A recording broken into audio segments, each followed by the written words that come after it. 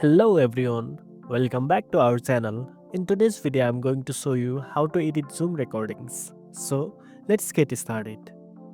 Once you have finished your Zoom meeting, go to the folder where the recording is saved. By default, Zoom saves your recordings in the Documents folder under Zoom. Find your video file, which is usually in MP4 format.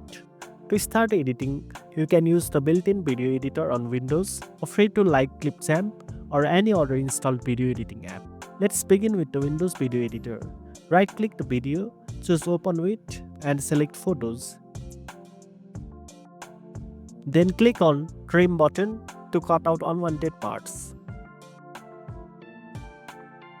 You can also use Clipchamp if you want to add text, transition, or music. Just open Clipchamp, drag in your Zoom recording, and use the simple tools to customize your video. And that's it. Now you know how to edit Zoom recordings.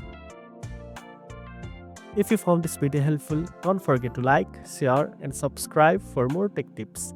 Thanks for watching, and I'll see you in the next one.